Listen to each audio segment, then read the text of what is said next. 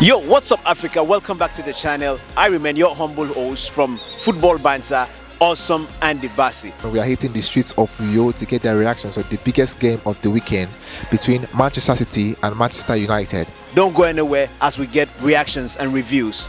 Thank you. Yes, the big game coming up, Manchester United versus Man City. Yeah. What's your take on that? What are your expectations? Honestly, I don't have any expectations on that match. because so far you can see that Amorim has always turned up against big teams. And so you expect him to turn up? I expect him to turn up, and I also expect Pep to turn up because he has lost his last 2 matches. So it's going to be a very hot match. So we don't know what to expect in that match. So I honestly don't know. As a Man U fan, I'll be sincere. I honestly don't know because Man U can take you on highs and lows. Yeah. Okay, fine. Let's get your prediction. Since you don't have much expectations, what do you expect? A draw, a win, in favor of who? I'm a Man U fan, so obviously a win in favor of Man U, 2-1. 2-1. Yes. How the goal won't take it and a miracle? Who won't go scorer? When you they call goals, when you they say go, like look at your team. You know that your team cannot score twice, cannot score and rescore and again and again. You know, Manchester United currently is underrated. I not go lie. Me personally underrate the team. Okay, fine. Now, who go score for you? Who go score for me? My best bet will always be Mbeumo.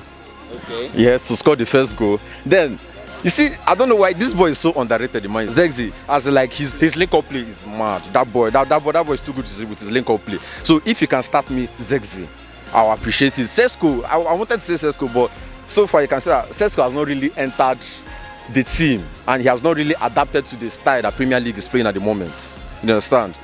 So Manchester United fans want to see more of him. Yes, we'll see more of him. Obviously, we have a long season to prepare for. So of course, we'll see more of Sesko in time to come. Obviously, so yeah. Okay, what do you have to say about your coach formation? My coach's formation, I don't have much to say about this formation because this formation has been working for him in his former clubs, and this formation is the same formation that Crystal Palace are using. If you check it well, and they have been delivering perfectly. They won against Liverpool and I won against Man City in the back line is 3. Yes, it can actually work, but the problem now is those two holding midfielders in front of the back line, are they ready to put in the work?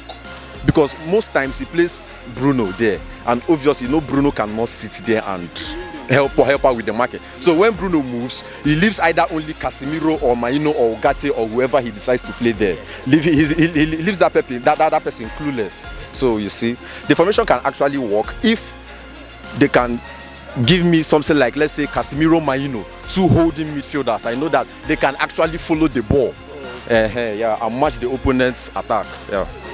Now, do you see Haaland causing problems for Manchester United in the back line? And which striker would you prefer to use against Man City? Yes. Against Man City, I will continue to say it. I will prefer Zexi because of his link-up play. You get? He brings in other players into the game. He brings in the attackers. He brings in Ahmad. He brings in Buemo. He brings in Kunha. Hopefully, if he will be available for the match. We don't know yet. You know how Amorim can be with his players. But also, I know that Haaland has always been a problem for Manchester United. So obviously, he's going to turn up. But I still believe in my defenders. I believe in Euro, you know. The big game coming up, Manchester United versus Manchester City. What are your expectations of the game? Personally, I think the game will be a draw. A draw? Yes. So for people playing, you can tell them to go and play draw. Hopefully. I think personally the game will be a draw. Man United are still trying to find their identity, and Manchester City as well. They are so inconsistent. They don't have a goalkeeper.